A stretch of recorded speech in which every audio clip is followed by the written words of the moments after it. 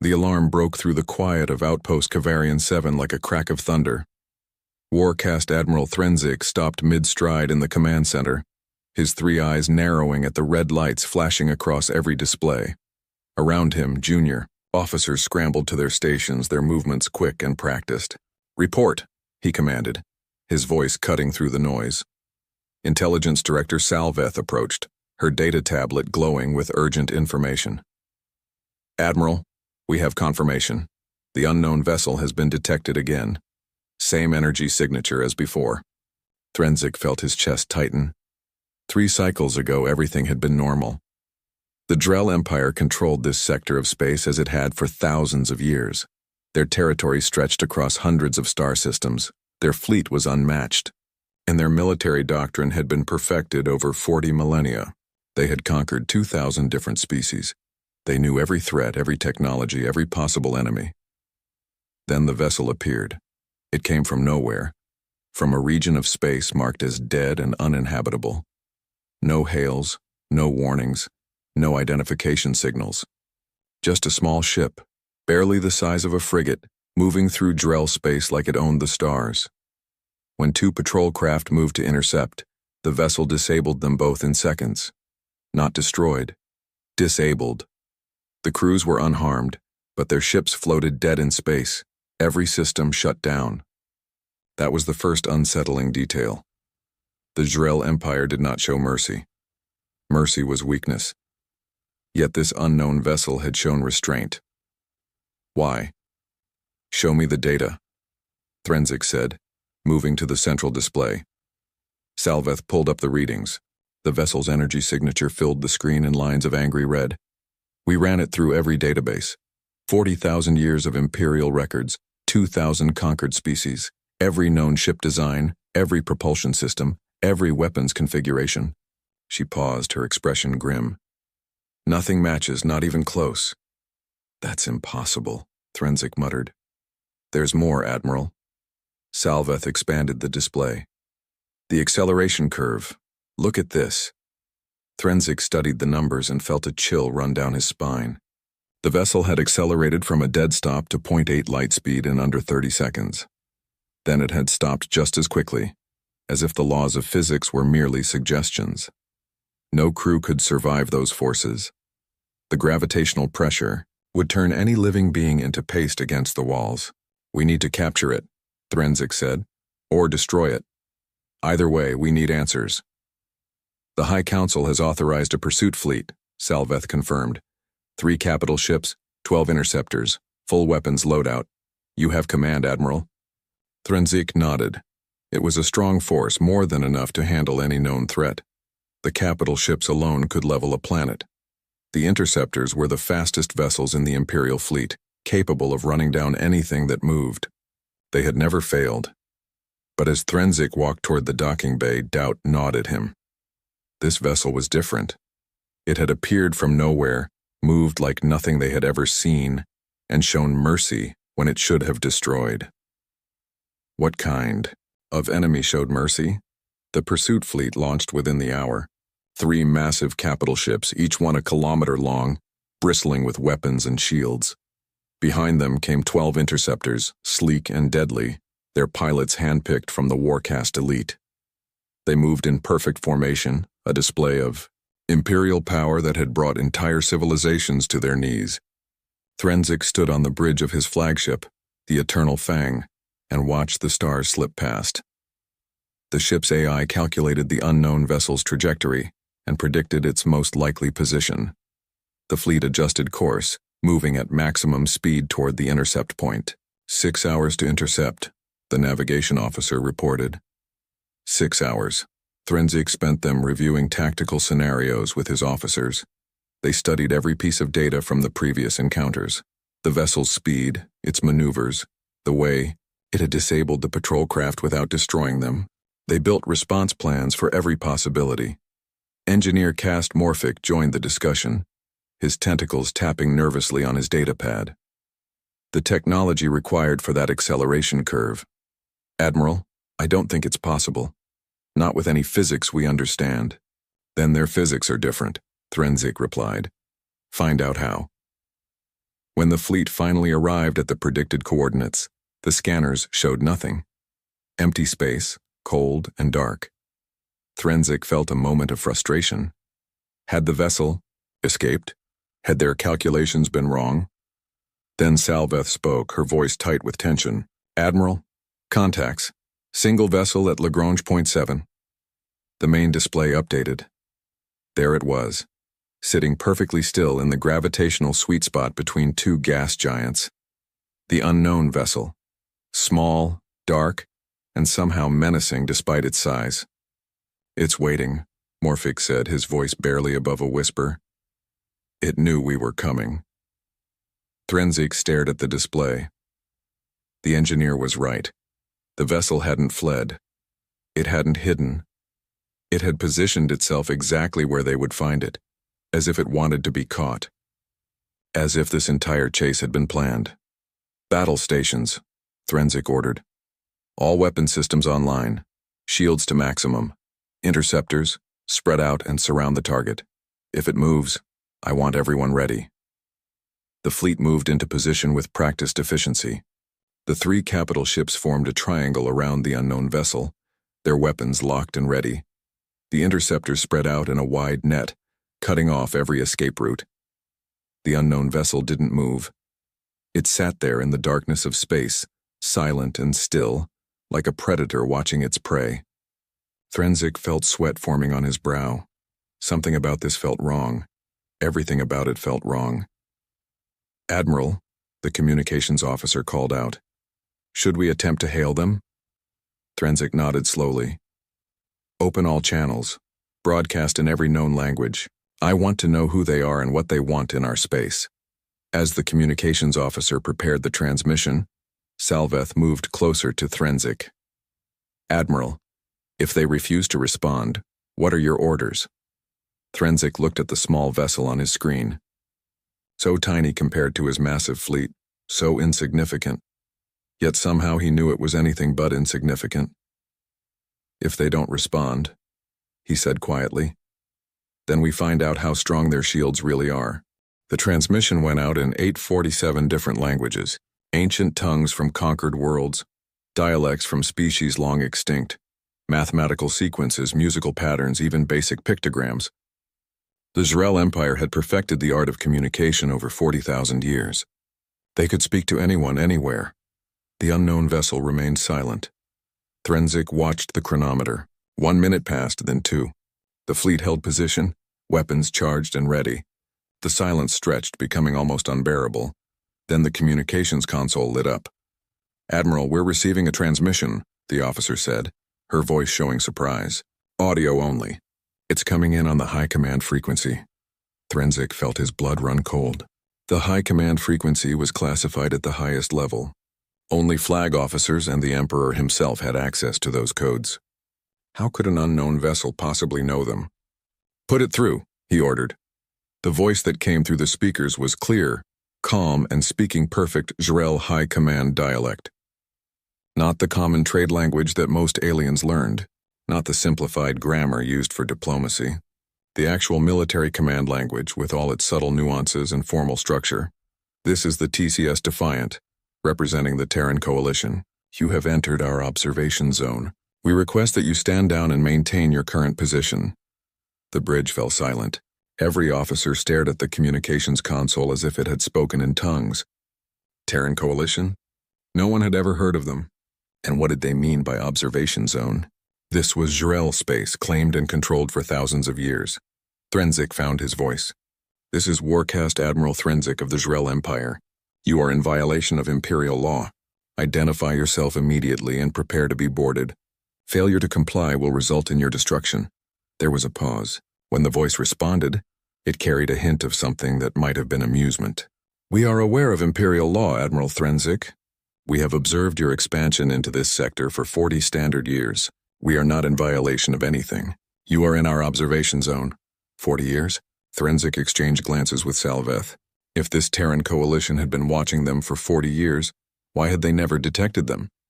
Why were there no records, no intelligence reports, no previous encounters? "Unknown vessel, you will submit to Imperial authority or face immediate destruction. This is your final warning." Admiral, the voice replied, still calm, still measured. We believe there has been a misunderstanding. To demonstrate our goodwill and to help you understand your current situation, we are transmitting technical data. Morphic's console erupted with incoming data. The engineer stared at his screens, his tentacles frozen in mid-motion. Admiral, they're sending us. This can't be right. What is it? Threnzik demanded. Complete technical specifications. Every ship in our fleet, the Eternal Fang, the Void Reaver, the Star Crusher, all 12 interceptors, hull composition, shield frequencies, weapons configurations, power output, even our reactor designs. Morphic looked up, his face pale, including classified systems. Things that shouldn't exist outside of our most secure databases. Threnzik felt the deck seem to tilt beneath his feet. That was impossible. Those specifications were protected by the best encryption the Empire could produce. They were stored in isolated systems, never connected to any network that could be accessed remotely. How could this vessel possibly have them? Verify it, he ordered. Check if the data is accurate. Morphic worked quickly, comparing the transmitted data against his own records. His tentacles moved slower with each passing second. Finally, he stopped and looked at the Admiral. It's perfect. Down to the smallest detail. They know everything about our ships, but how? Salveth whispered. Our stealth fields are military grade. Nothing should be able to scan through them. Not even our own most advanced sensors can penetrate them from this distance. The voice from the Defiant spoke again. We understand this is difficult to process. We have technologies that may seem advanced to you. We do not wish for conflict. Stand down, Admiral, please. Threnzik felt anger rising in his chest. Advanced? They were showing off. Demonstrating their superiority. Treating the Empire like children who needed to be educated. No one spoke to the Jrel Empire that way. No one. All weapons. Lock on target. Fire a warning shot. Particle beam 50% power. Let's see how good their shields really are. The weapons officer hesitated for just a moment, then obeyed. The Eternal Fang's main particle beam fired. A lance of pure energy that crossed the distance at 0.8 light speed. It was a devastating weapon, capable of cutting through any known shield technology. The Defiant moved. It wasn't a smooth acceleration. It wasn't a calculated maneuver. The vessel simply wasn't where it had been. One moment it sat stationary at the Lagrange point. The next moment it was 500 kilometers to starboard, as if it had simply stepped sideways through space. The particle beam missed completely, dissipating harmlessly into the void. Target relocated, the tactical officer reported, his voice shaking. Updating firing solutions. How long did it take them to move? Threnzik asked. The tactical officer checked his instruments. 0.5 seconds, Admiral. They detected our beam charging, calculated the trajectory, and moved. All in half a second. That was impossible. The particle beam traveled at nearly light speed. There should have been no time to react, no warning, no chance to move. Yet the Defiant had done exactly that. The voice from the Defiant returned, and this time there was no amusement. Admiral Threnzik, that was unwise. We did not come here to fight. We came to observe and, when necessary, to make contact. You have forced our hand. All ships, weapons free, Threnzik ordered. Destroy that vessel. What happened next would be studied by Imperial tacticians for years to come. 3 capital ships and 12 interceptors opened fire simultaneously. Particle beams, plasma torpedoes, kinetic missiles, laser arrays. Enough firepower to obliterate a small moon. The Defiant danced. There was no other word for it. The small vessel moved through the storm of weapons fire like water flowing around rocks. It accelerated, decelerated, changed direction in ways that should have been physically impossible. Every shot missed. Every missile failed to acquire lock. Every beam struck empty space, and through it all the Defiant didn't fire back. Admiral, Salveth said urgently, they're not fighting. They're just avoiding our fire. Then we make it harder to avoid, Threnzik growled. All ships, saturation fire. Fill every vector. They can't dodge everything. The fleet poured more fire into the space around the Defiant. Hundreds of weapons firing in overlapping patterns, creating a web of destruction that should have been inescapable. The tactical display showed it clearly. There was nowhere to go, no safe direction, no way out. The Defiant proved them wrong. It moved through impossible gaps, threading between weapons fire with precision that seemed almost casual. It was like watching a master dancer perform among a crowd of stumbling children. Then it stopped moving. It hung there in space, perfectly still once more as if inviting them to take their best shot. Target stationary, the tactical officer reported. All weapons locked on. Fire everything, Threnzik ordered.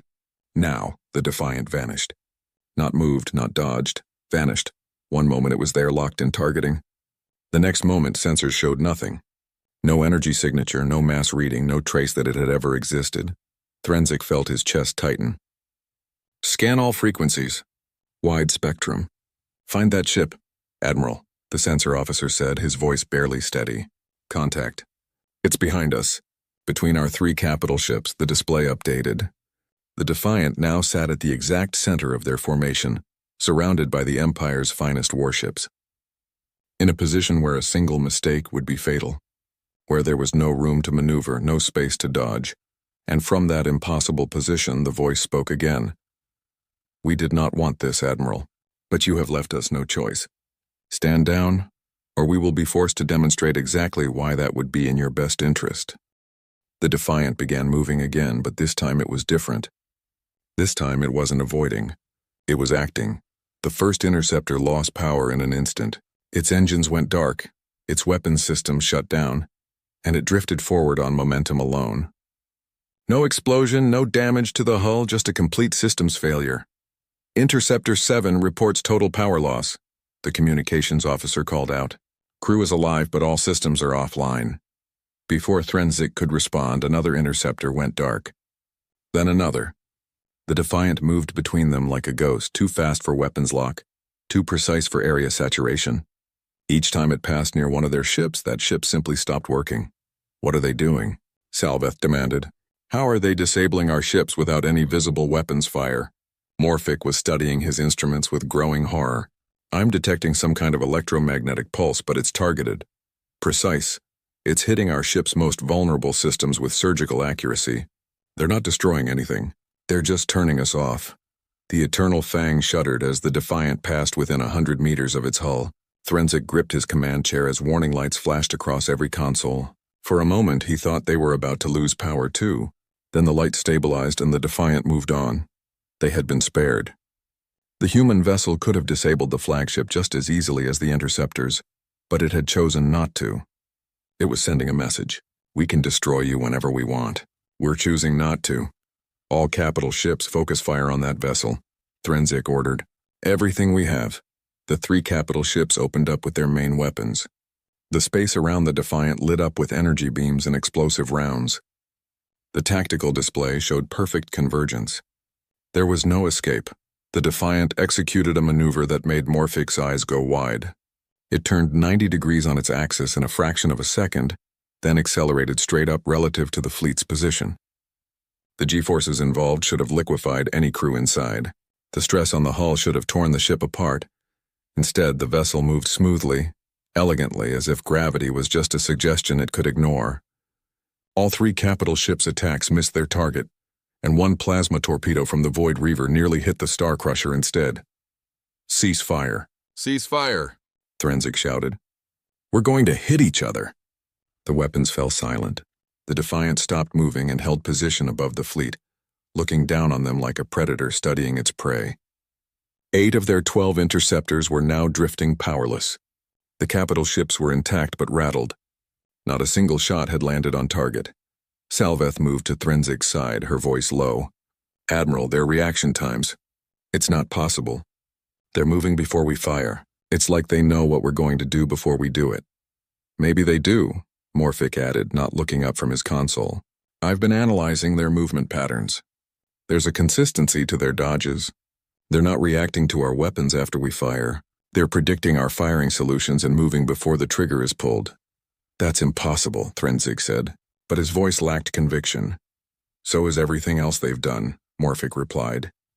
The communications console activated again. The voice from the Defiant was as calm as ever, but there was an edge to it now. Admiral Threnzik, you have lost 8 vessels and come dangerously close to destroying your own ships. We have not killed a single member of your crew. We do not wish to harm you. But if you continue this attack, we will be forced to escalate our response. Threnzik stared at the display.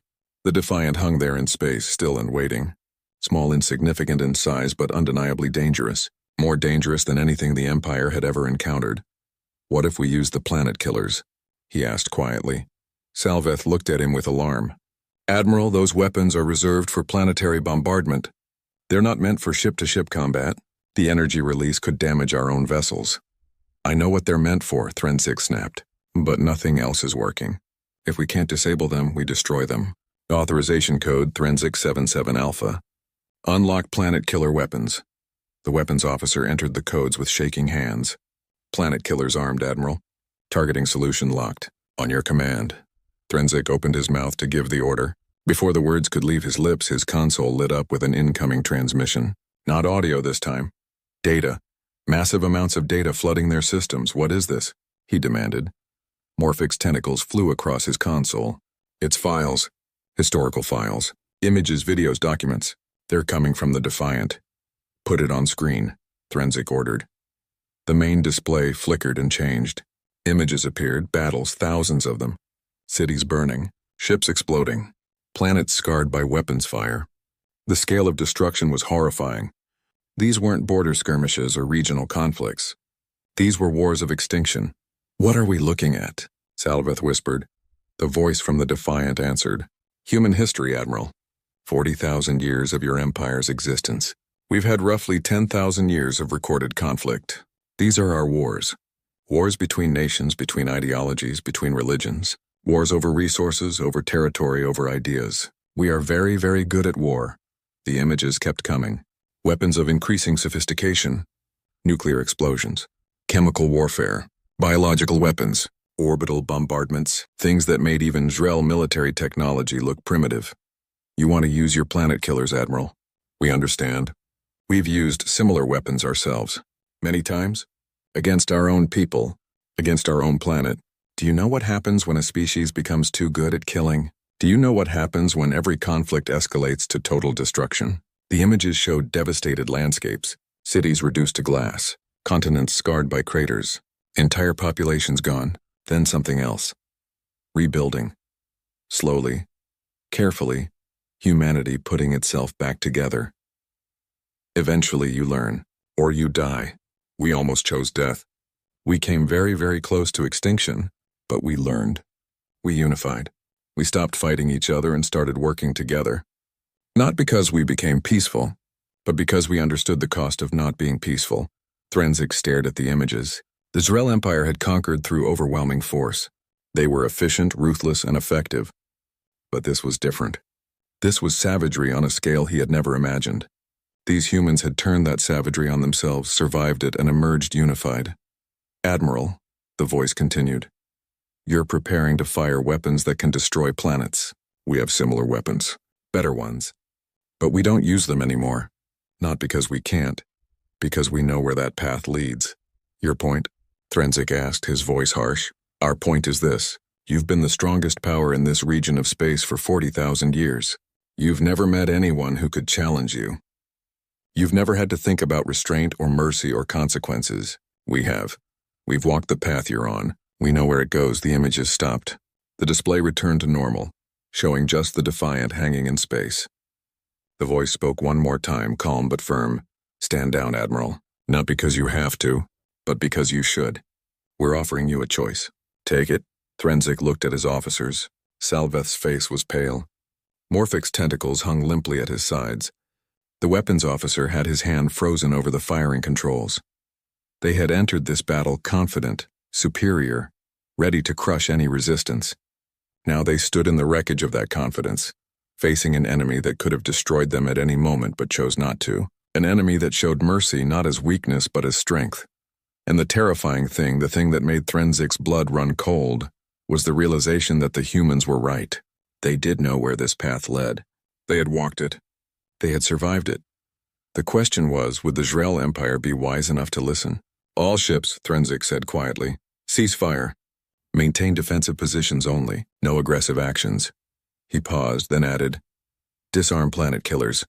The tension on the bridge eased slightly, but only slightly, because everyone knew this wasn't over.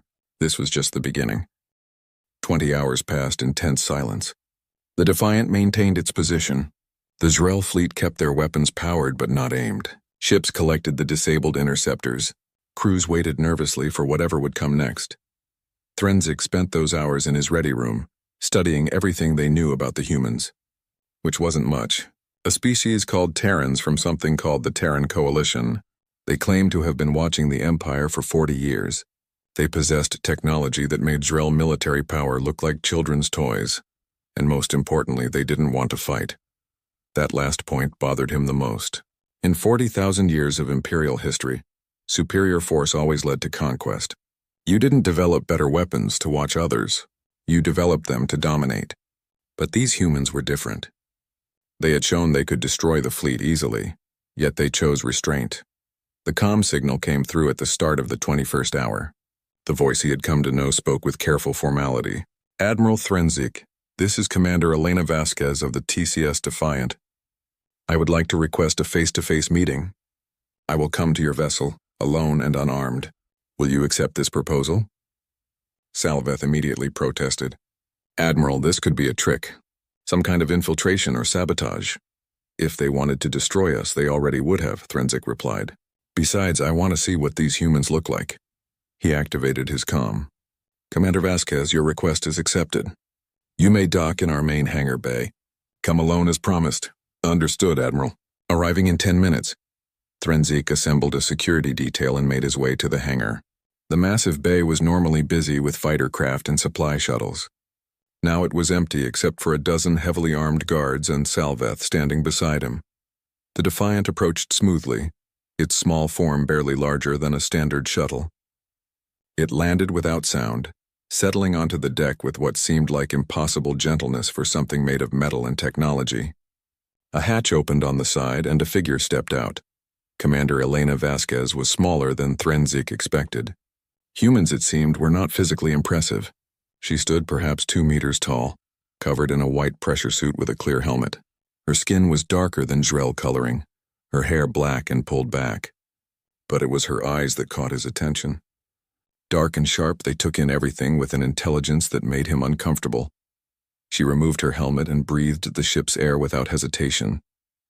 Admiral Threnzik, thank you for agreeing to meet with me.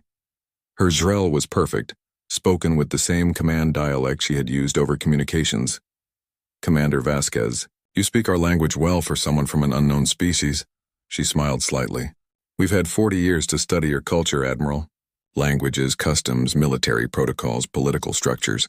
We've been very thorough. Why? Threnzik asked bluntly. Why study us for 40 years? Why not make contact sooner? Because we needed to understand who you were before we revealed ourselves. We've made mistakes before, Admiral. First contact is complicated. Do it wrong and people die. We prefer to do it right.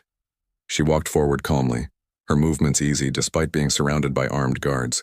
Threnzik led her to a conference room with Salveth and Morphic following. Once inside, they sat at a table meant for war councils. Let me be clear about something, Vasquez began. We don't come here as conquerors. We don't want your territory or your resources. We're here because your expansion has brought you to the edge of our space, and we needed to make sure you understood the situation. Your space? Salveth challenged. These systems have been marked as uninhabitable in our charts for thousands of years. The gravitational anomalies make navigation impossible. Impossible for you, Vasquez corrected gently. Not for us.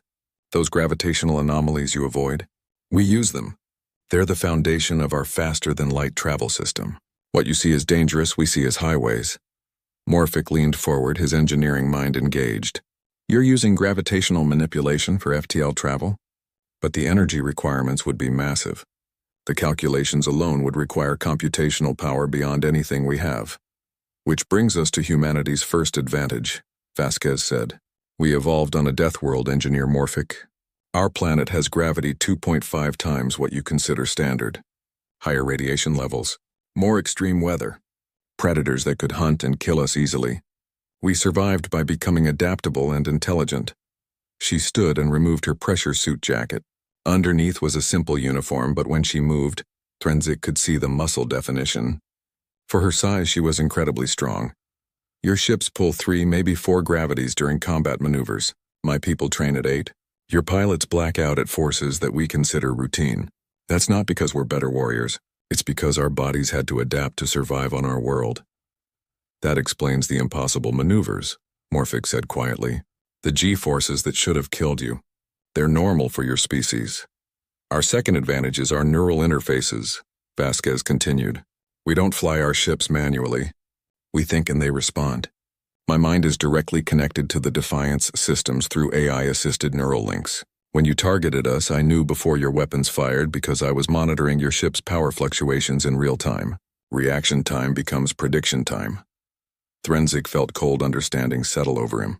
You weren't predicting our moves through tactical analysis.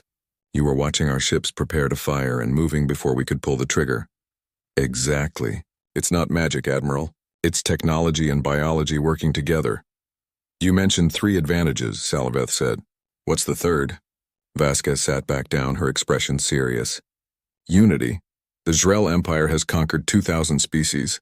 You control them through superior force. You have subject worlds, occupied territories, rebellions that you crush regularly. Your empire is held together by fear and military strength.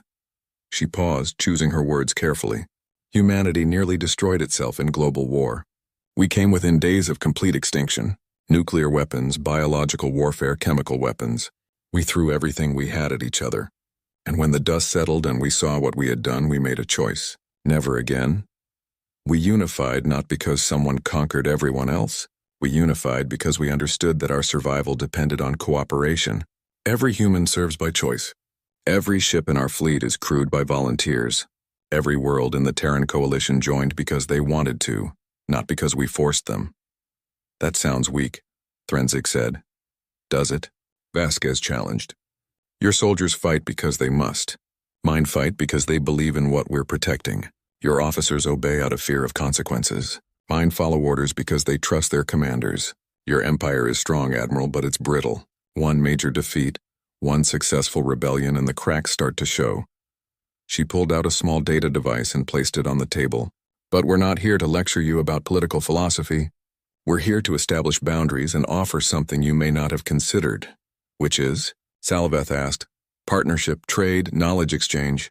We have technologies you don't. You have resources and experience we could benefit from. There's no reason we need to be enemies. And if we refuse? Threnzik asked. Vasquez's expression didn't change, but her voice became harder. Then we maintain our borders and you don't cross them. You saw what one scout vessel can do, Admiral. The Defiant is one of 3,000 ships in the Terran Coalition fleet. And we're not the only power watching your expansion with concern. The number hit like a physical blow. 3,000. If one small ship could disable 8 Imperial interceptors without breaking a sweat, what could 3,000 do? We don't want war, Vasquez continued. We've had enough war to last us 1,000 lifetimes. But we won't be conquered. We won't be threatened, and we won't stand by while aggressive expansion threatens the stability of this region. Those are our terms. Take them or leave them. She stood, putting her helmet back on. The data device contains coordinates for neutral meeting points and secure communication channels. If your Emperor wishes to discuss this further, we're available. But understand this, Admiral. The age of Drell dominance is over. The galaxy is bigger than you thought. And we're just one of the surprises waiting for you. She walked toward the door, then paused. One last thing. We showed you mercy today. Not because we're weak, but because we understand what unchecked violence leads to. We've lived it. Learn from our mistakes, Admiral. It's cheaper than making your own. Then she was gone, walking back to her ship with the same calm confidence she had arrived with. The Defiant lifted off smoothly and disappeared into the darkness of space. Threnzik stood in the hangar long after she left, staring at the small data device on the conference table. Everything had changed. The Empire faced its first true challenge in 40,000 years. The question was, how would they respond? The Imperial throne world of Zrel Prime had stood for 40,000 years. Its towers reached into the clouds, monuments to conquest and power. In the heart of the capital, the High Council chamber gathered the Empire's most powerful leaders. Admiral Threnzik stood before them, his 3 eyes focused on Emperor Zrelvax the Unyielding. The Emperor sat on his throne of black metal, his face unreadable as Threnzik finished his report. One ship, War Master Kreltok said, his voice dripping with disbelief. One ship disabled 8 of our interceptors and made our entire pursuit fleet look foolish? Yes, War Master, Threnzik confirmed. And according to Commander Vasquez, they have 3,000 more just like it. She could be lying. Intelligence Master Severon suggested. Trying to frighten us with numbers that don't exist. Perhaps, Threnzik replied. But everything else she told us has been verified. They have been watching us for 40 years. The region of space we marked as uninhabitable is indeed inhabited by them. Their technology is superior to ours in multiple areas. I don't think she was lying about their fleet strength. Emperor Zrelvax finally spoke, his voice deep and commanding. 40,000 years. In all that time, we have never encountered a species that could challenge us militarily. We have conquered worlds, absorbed civilizations, built an empire that spans hundreds of systems. And now you tell me that a species we didn't even know existed has made our fleet look weak. Yes, Emperor, Threnzik said simply. There was no point in softening the truth. Then we mobilize everything, War Master Kreltok declared. We gather the full Imperial fleet, thousands of ships, millions of soldiers. We crush them before they can organize a defense. And if they have 3,000 ships as advanced as the Defiant? Diplomatic Master Veshra asked quietly. What then? We would be sending our people into a war we cannot win. We don't know that we cannot win, Kreltok argued. We have numbers. We have experience. We have 400 years of military tradition. One skirmish doesn't mean we're defeated. It means we need to think carefully, Veshra countered. The humans offered partnership, trade, knowledge exchange. Those are not the words of conquerors. Perhaps we should consider their offer. Consider surrender, you mean? Kreltok spat. Accept that someone else has power equal to ours. Admit weakness. Is that what 40,000 years of empire has brought us to? The council erupted in argument. Some supported immediate military action. Others counseled caution. A few suggested negotiation. Threnzik watched it all and realized this was a moment that would define the empire's future. Emperor Zrelvax raised one hand and silence fell instantly. Admiral Threnzik, you faced them directly. You spoke with their commander. What is your assessment? Can we defeat them? Threnzik considered his words carefully. Emperor, in my opinion, if we go to war with humanity, we will lose. Not quickly, perhaps. Not easily. But eventually we will lose. Their technology gives them advantages we cannot overcome with numbers alone. Then what do you suggest? The Emperor asked. I suggest we do something the Empire has never done before. I suggest we negotiate as equals. The chamber erupted again. Some council members shouted in outrage. Others looked thoughtful. Kreltok looked like he wanted to challenge Threnzik to personal combat, but Emperor Zrelvax remained silent, his eyes fixed on Threnzik. Finally he spoke. Explain. The humans showed us their history, Threnzik said. They fought themselves to the edge of extinction and chose unity over destruction. They have technologies we need. Medical advances, propulsion systems, neural interface technology. They have knowledge that could benefit the Empire immensely. He paused, then continued. But more than that, they showed us something else. They showed us mercy. They could have destroyed my entire fleet. Instead, they disabled our weapons and waited for us to make the right choice. That's not weakness, Emperor. That's confidence. That's strength. You sound like you admire them, Kreltok accused. I respect an enemy that can defeat me without killing me. Threnzik replied. I respect a power that offers partnership before demanding surrender. And yes, War Master, I admire a species that looked into the darkness of self-destruction and chose a different path. Emperor Zrelvax stood from his throne. The chamber fell silent. The Jarel Empire has ruled through strength for 40,000 years. We have never compromised. We have never negotiated as equals. We have never admitted that anyone could be our match. He walked to the center of the chamber where two crystalline pedestals stood. On one was a red crystal, on the other a blue one. Ancient tradition held that when the Emperor faced a critical decision, he would choose between the crystals. Red for war. Blue for peace. We stand at a crossroads, the Emperor said. We can choose war, gathering our full might and throwing it against this new enemy. We may win. We may lose. But either way, blood will be spilled and resources will be consumed. He looked at the blue crystal. Or we can choose something different. We can acknowledge that the galaxy is larger than we thought. That other powers exist. That maybe, just maybe, cooperation is not weakness but wisdom. His hand hovered between the two crystals. The entire council held their breath. The decision would echo through Imperial history forever. Meanwhile, light years away, Commander Elena Vasquez sat in the captain's chair of the Defiant. The ship hung at the border between Drell and Terran space, waiting. Around her, the bridge crew monitored their instruments in silence. "Commander," her communications officer said, "encrypted message from Earth Command." Vasquez activated her neural link and read the message. "Additional fleet standing by. 15 battle groups positioned along the border. Diplomatic teams prepared for negotiation. Medical ships ready for humanitarian aid. Science vessels eager to begin knowledge exchange. But most importantly, hope for peace. Prepared for war. Choice is theirs." Vasquez looked at her tactical display. If the Jrel chose war, those 15 battle groups would be just the beginning. Humanity had learned hard lessons about the cost of war. They had paid in blood in cities and entire generations. They would fight if they had to, and they would fight with everything they had learned.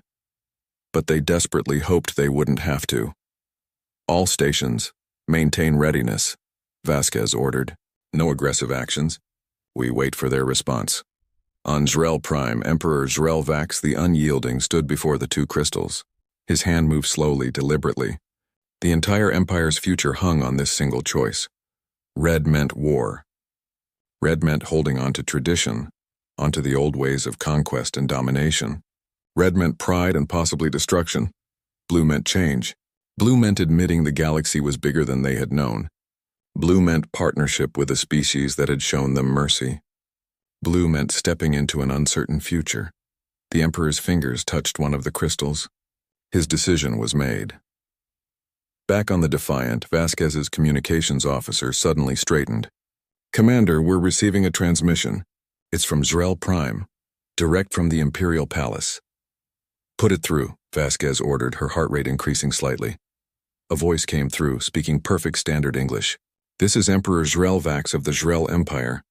We wish to discuss the terms of your proposed partnership. We request a formal diplomatic meeting at neutral coordinates. We come in peace." Vasquez felt the tension drain from her shoulders. The bridge crew allowed themselves small smiles. They had hoped for this outcome, prepared for the other, but genuinely hoped for this. "Emperor Jrel Vax, this is Commander Elena Vasquez. Your message is received and acknowledged with gratitude. We will transmit diplomatic protocols and meeting coordinates immediately. The Terran Coalition looks forward to working with the Jrel Empire as partners and, perhaps eventually, as friends." She sent the stand-down order to Earth Command. 15 battle groups powered down their weapons. Diplomatic teams began preparing for the most important first contact in human history. On Jrel Prime, Admiral Threnzik watched Emperor Jrel Vax step away from the blue crystal, his decision made. The chamber erupted in discussion, but Threnzik felt only relief. The Empire had stood at the edge of a cliff and chosen to step back rather than jump. The age of unchallenged Jrel dominance was over. But perhaps, just perhaps, a new age of cooperation and mutual respect was beginning. It would be different. It would be difficult. It would require the Empire to change in ways it never had before. But it would be better than the alternative. In the vast darkness of space, two civilizations that had been on the brink of war began the slow process of building something else, something that had never existed before in this region of the galaxy. Peace. And in that peace, both sides understood a fundamental truth that would guide their relationship for generations to come. True strength wasn't measured by the ability to destroy. It was measured by the wisdom to choose not to. The Empire stood on edge no longer. They had stepped back from the precipice. And in doing so, they had taken their first step into a larger galaxy than they had ever imagined.